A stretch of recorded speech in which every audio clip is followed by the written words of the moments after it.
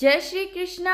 जय माता दी। दोस्तों, सरगी खाने का शुभ मुहूर्त और विधि से पहले यह जानना जरूरी है कि सरगी होती क्या है और क्यों खाई जाती है।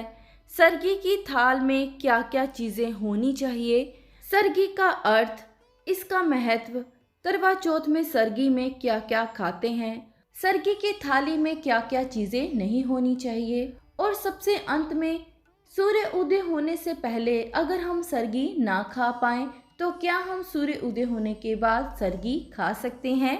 आइए इन सभी चीज़ों के बारे में जानते हैं। सबसे पहले हम जान लेते हैं सरगी क्या होती है और सरगी की थाली में क्या क्या होता है।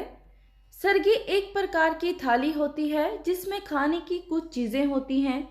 सरगी की थाली में खाने के अलावा 16 श्रृंगार की सामग्री, ड्राई फ्रूट, फल, मिष्ठान आदि होते हैं। सरगी में रखे गए व्यंजनों को ग्रहण करके ही दिन भर निर्जला उपवास रखा जाता है। फिर रात में चांद की पूजा करने के बाद ही व्रत का पारण किया जाता है। आइए अब हम जानते हैं करवा चौथ व्रत में सरगी किस समय खानी चाहिए। सरगी सुबह होने से पहले का भोजन है, इसीलिए सूर्योदय से पूर्व खा लेना चाहिए।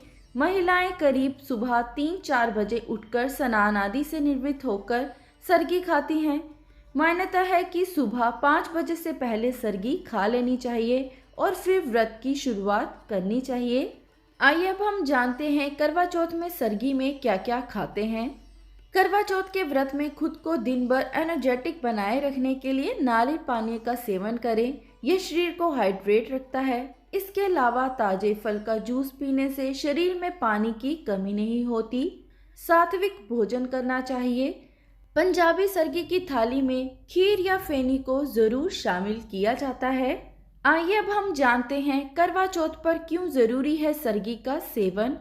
करवा चौथ की सरगी में सास अपनी बहू को सुहाग का सामान यानी कि 16 श्रृंगार, फल, मिठाई, ड्राई फ्रूट देकर अपना आशीष देती है।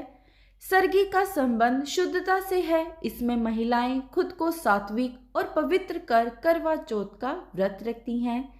करवा चौथ पर महिलाएं निराहार और निर्जला व्रत करती हैं, इसीलिए व्रत से पहले सरगी का सेवन किया जाता है ताकि महिलाओं के व्रत में कोई अवरोध ना आए, साथ ही उनकी सेहत को नुकसान ना पहुंचे। आइए अब हम जानते हैं सरगी लेने की विधि और नियमों के अनुसार सरगी का सेवन ब्रह्म मुहूर्त में कर लेना चाहिए। इसके लिए व्रती स्नान आदि से निवृत्त होकर स्वच्छ कपड़े पहने, शिव परिवार के समक्ष घी का दीपक लगाए, उनका स्मरण करें, फिर घर में मौजूद सभी बड़ों को भी नमन करें। अब जो सास सरगी देती है उसे ग्रहण करें। अगर सास ना हो तो आपकी जेठानी या ननंद भी दे सकती है। अगर कोई भी पास ना रहता हो तो महिलाएं खुद से भी थाली तैयार कर लेती हैं।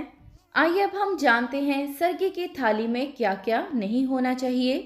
सरगी की थाली में प्रोसेस्ड फूड, पैकेट का फूड या फिर तली भुनी हुई चीज़ें नहीं होनी चाहिए। बस इस बात का ध्यान रखें कि सरगी में आप सात्विक भोजन ही खाएं, वरना व्रत का फल नहीं मिलता। भूलकर भी सरगी में तेल मसाले वाली चीज़ें ना खाएं, इससे आपकी सेहत को भी नुकसान हो सकता है। आइए अब हम जानते हैं सूर्य उदय से पहले अगर सरगी ना खा पाएं तो क्या हम उसे सूर्य उदय के बाद खा सकते हैं।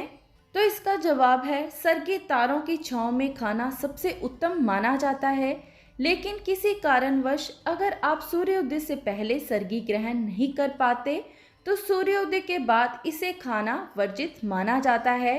आपको निर्जला रहकर ही चंद्र दर्शन तक इस व्रत के नियमों का पालन करना होता है। ये थी सारी जानकारी। आशा करती हूँ आपके लिए ये वीडियो मददगार रही होगी। इसी तरह की महत्वपूर्ण जानकारी के लिए आप मेरे चैनल को सब्सक्राइब करें और बेल नोटिफिकेशन को ऑन कर लें। इससे मेरी आने वाली वीडियो का नोटिफिकेशन आपको मिल जाएगा। आप सबका दिन शुभ रहे। धन्यवाद।